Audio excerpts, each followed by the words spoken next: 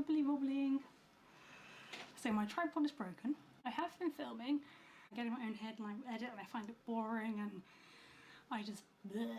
I psych myself out. I don't think anyone else is going to enjoy it or get use out of it. So when I started YouTube, I had quite severe chronic fatigue syndrome, ME, fibromyalgia, which really prohibited the amount of sewing or anything I was able to do. I'd been diagnosed for about 7-8 years at that point.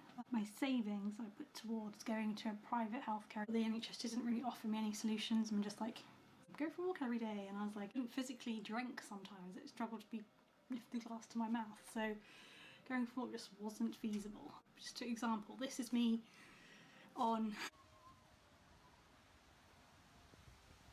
Brooklyn Bridge. I'm in the wheelchair, November 2019, and this is me the week between Christmas and New Year 2020.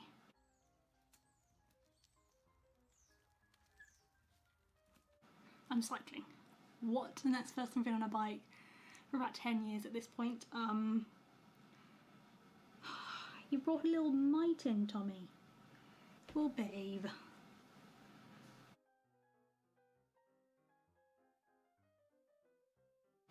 Yeah. I'm just gonna go and put that bug outside. That's how much my health changed, and then when my health started to improve, I was thinking, what can I do? Well, what would I like my future career to be in? I thought sewing, but I have quite strong moral and ethical viewpoints on the world and stances, and I just try and be as environmentally sustainable as possible in sewing. It's a good hobby, but I don't feel like I can give back to the world enough in that career path. So I thought, well, the other option's animals, because that's been a lifelong dream would be to work with animals, so I never really knew in what capacity. So I looked at the various career paths and I thought, what about a vet? My grades are average. I'm holding a sharpener, I don't know.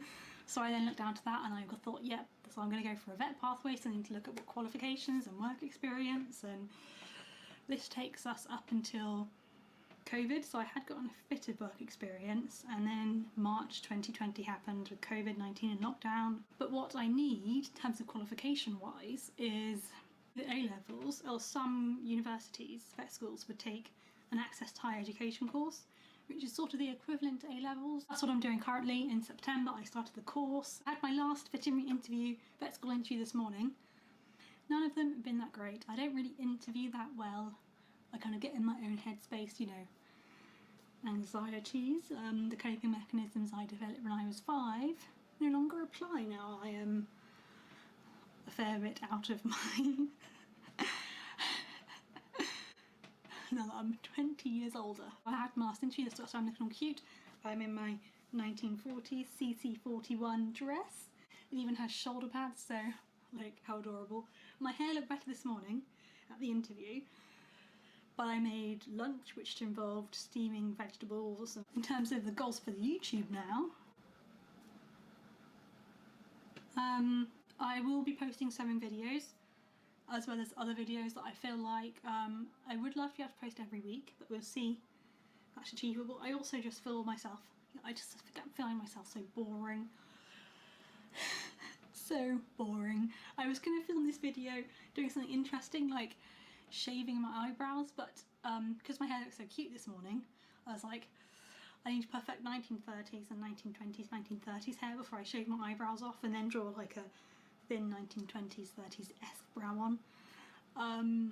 So that's my goal. I have half term, middle of February, and I have a couple of sewing projects in mind, but I'll only probably do one of them. So I just need to see if I have any homework, and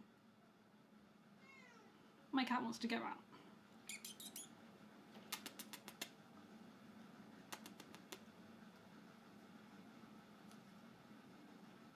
Just need to see what priorities I have, how much homework I have at the moment.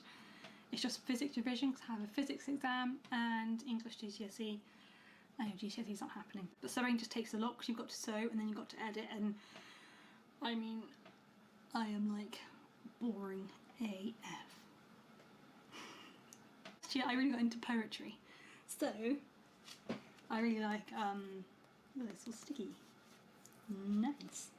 So it all started with a 1921 collection of women's verse, and I'm a basic bitch who loves Brontes now. What can I say? Then the next poetry book was women's verse from World War II, women's verse and poetry from World War One, and they are just so pretty and so sad and heartbreaking, and I try and read things from more, not just Keats or the player. Anyway, Byron, there we go. And Wordsworth and all of those sorts of poets that I've never even read but I still know exist. I found a poetry compilation by author who wrote The Colour Purple. What this is going is, if you happen to get this far and you like have any poetry you like, or oh, and also Shakespeare, I enjoy Shakespeare now. Like, what am I? Who am I? I don't know. So if you have any playwrights or poets or a favourite poem, please tell me down below. I just want to broaden my poetry horizons. So yeah, thanks for watching. DGFN.